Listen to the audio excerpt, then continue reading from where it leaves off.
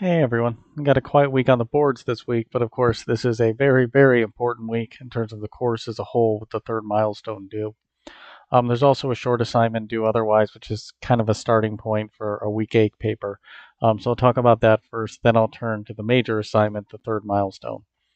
So for the other writing assignment, the influence of social and cultural history, we're basically kind of picking up from the discussion for this week.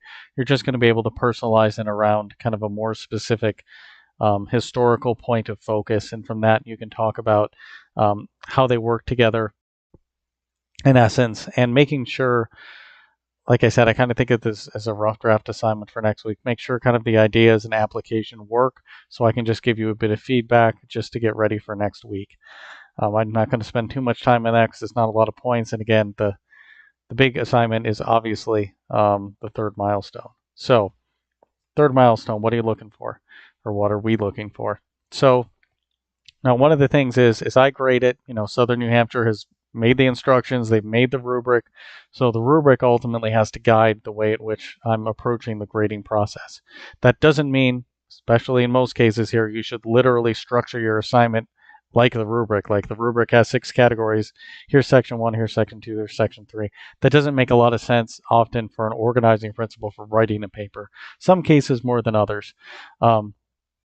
But look more at the actual assignment instructions in terms of if you're really looking for a structure to the paper.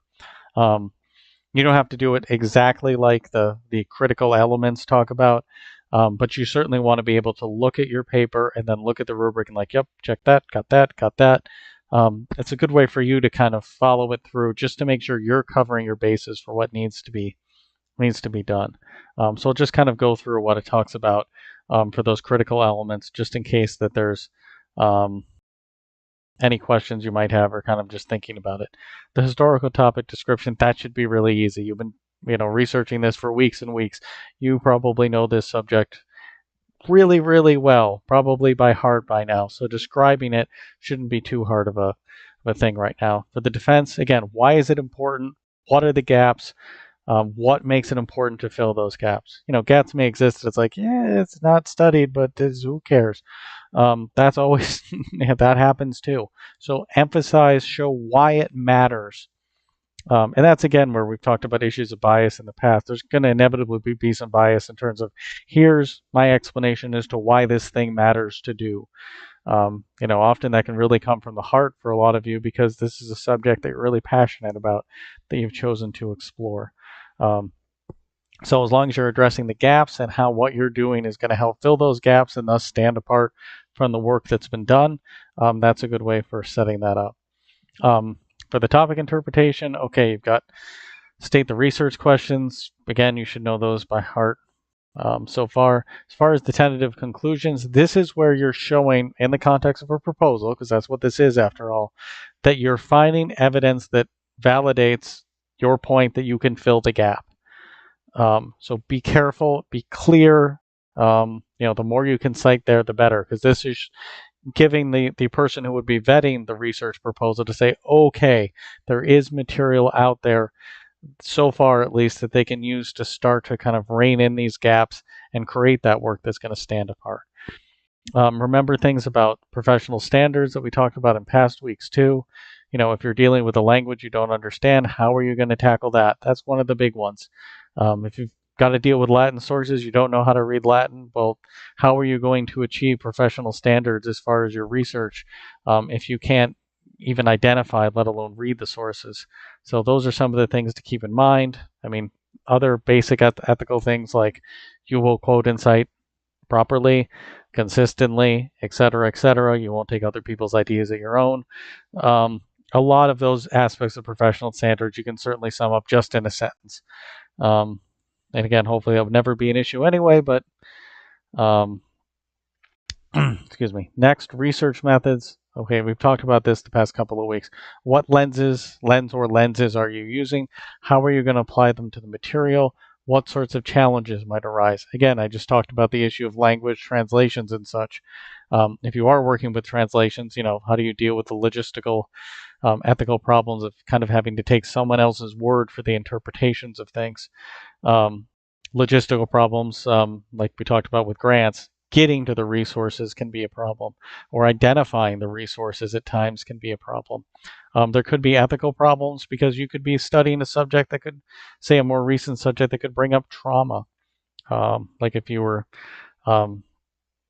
studying issues about war often.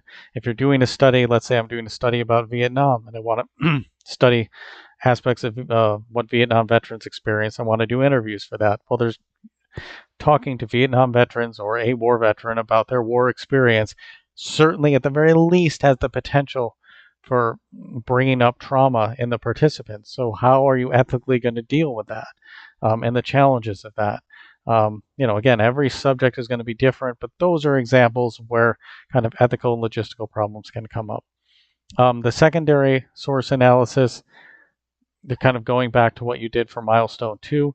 Make sure you're kind of connecting. You want the sources to kind of scaffold to show, okay, here's how I'm building the framework for the study and kind of bringing to that point where, okay, now here are the gaps. Then you can transition into the primary source part of the paper and talk about, okay, here's how I'm going to start to use sources to fill in those gaps. Here are the archives. And be careful not just say, well, here's an archive. It's got useful materials. Like that's not very helpful. What specific material have you identified that it has, and how are you going to use that? You want to make it crystal clear. Again, remember, this is a proposal. Crystal clear to the person who would be reading this and deciding your fate that not just that there is an archive that exists with useful information, you know what that useful information is, you know how you can use it to address the gap and do the work that you're seeking to do in the first place. Then I would also say, sometimes people forget this, do end with a conclusion, something to tie it all together so it's kind of clear from where you are now and where you're going. It's your last word on all this hard work, in a sense, this term.